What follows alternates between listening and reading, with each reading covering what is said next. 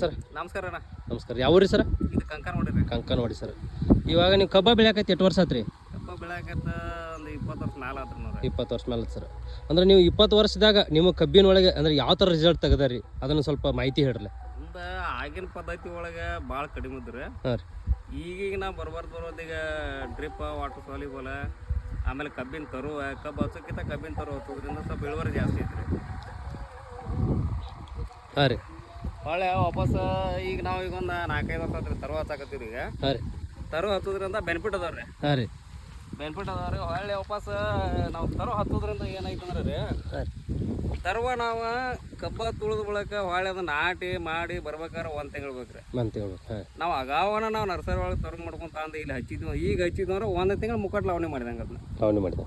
ಅದಕ್ಕೆ ಬೆನಿಫಿಟ್ ರೀ. ನಾವೀಗ ಕಬ್ಬ ತಂದು ಕಡ್ದು ಹತ್ಬೇಕಾರೆ ಅದಕ್ಕೆ ಬೇರೆ ಖರ್ಚಿನ ವೇರಿಯೇಷನ್ ಬೇರೆ ರೀ. ಹಾಂ ಹಾಂ. ತರು ಹತ್ತೋದ್ರಿಂದ ಖರ್ಚು ಕಮ್ಮಿ ರೀ. ಖರ್ಚು ಕಮ್ಮಿ.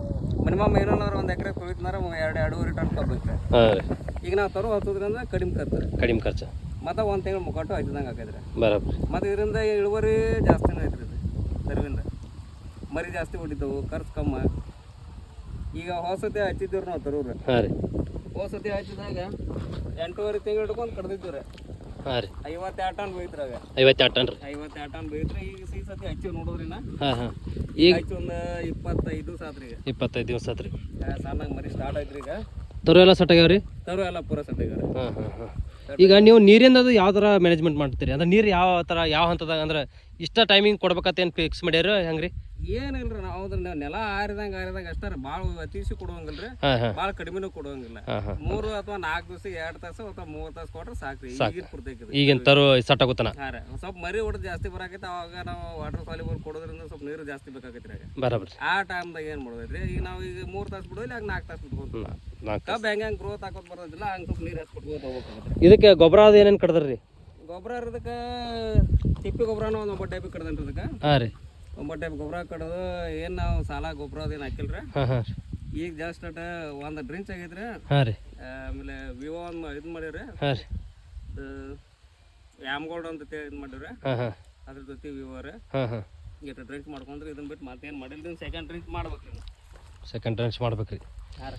ಈಗ ಇದು ಮಾಡಾಕೈತೆ ನೀವು ಈ ಪದ್ಧತಿ ಮಾಡಾಕೈತೆ 5 ವರ್ಷ ಆಯ್ತು ನೀವು? 5 ವರ್ಷ ಆದ್ರಿ. 5 ವರ್ಷನಾಗ ನೀವು ರಿಸಲ್ಟ್ ಕಂಡ್ಕೊಂಡ್ರಿ? ಕನ್ಕೊಂಡ್ರಿ. ಈಗ ಅಂದ್ರೆ ಈಗ ಕಬ್ಬ ತುಳಿಯೋದಕ್ಕೆ ನಿಮಗೆ ಯೋಗ್ಯ ಅನಿಸೈತಿ? ಚಲೋ ರೀ. ಆಳುಗಳು ಕಡಿಮೆ ಆಗ್ತಾವ್ರಿ. ಹಾಂ.